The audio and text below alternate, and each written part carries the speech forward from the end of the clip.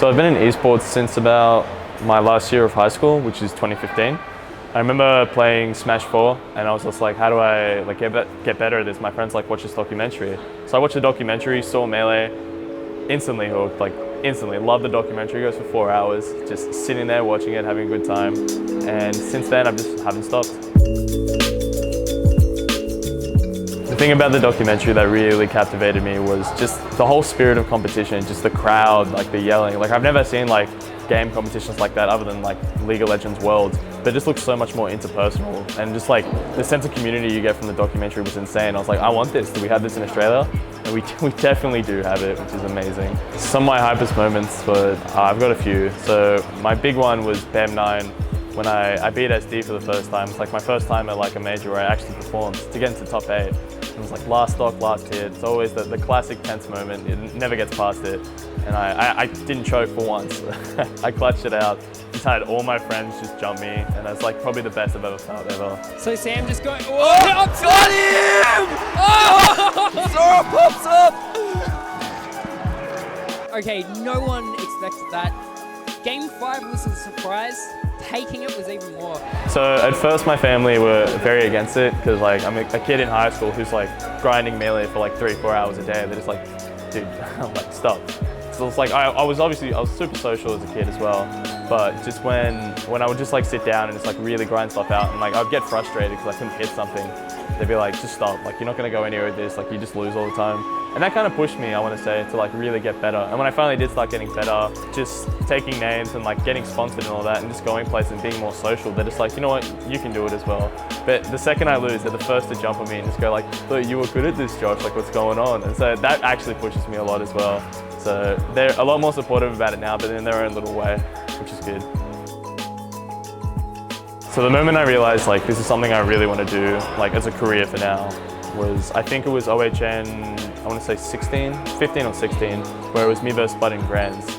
And it was just such an intense set. I remember on game 4 I was down a decent amount, 3 stocks. And I just said, nah, I want to do this, I want to win. I really, really want to beat this guy. And I brought it back somehow, and I was just just so thrilled. It was into game 5, I lost the whole set. But just being able to clutch it out, and looking back, these people were just you did it, dude, you won that game, it was so clutch. Just having people, honestly, having the crowd behind me is I love it. That's why I keep competing. It's for the people, and it's the rush you get while you're playing too. It's so incredible. I never really saw myself being that good at Melee, just because when you get into it, you can barely move. You're literally an infant just starting the game, and then you just see these people doing crazy combos and just moving out of their mind. You're just there's no way I'm going to do this. When people say it takes a year and a half to be semi-decent at Melee, that's not a joke. It takes so long. So there's no way when you go into it, you're going to be, yeah, I'm going to be the best, because it's just not feasible. But I'm glad it worked out. So my ambition is, obviously it's this second to third in Australia, is be first in Australia. It's really hard, especially with Spud, because he grows so fast as well. So it's kind of as I grow, he grows as well. So it's kind of hard to gauge my skill. Eventually I do want to overtake him and just be the best in Australia, but that's not where I want to end. I just want to do the absolute best that I can. And if that's best in the world, so be it.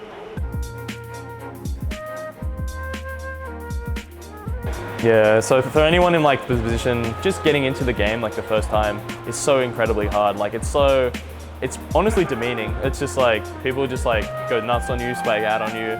But honestly, you just stick with it and you're gonna show them up one day. And then eventually you unlock kind of more about yourself, and in turn people respect that a lot more. So you just really got to find yourself in this game, and then eventually you're just stuck with an absolutely incredible community regardless of what game you play in the FGC, and there's nothing like it, honestly. It's intense. So the state of esports in Australia right now is it's so rapidly growing, and it's incredible, obviously. I'm so glad to be a part of it.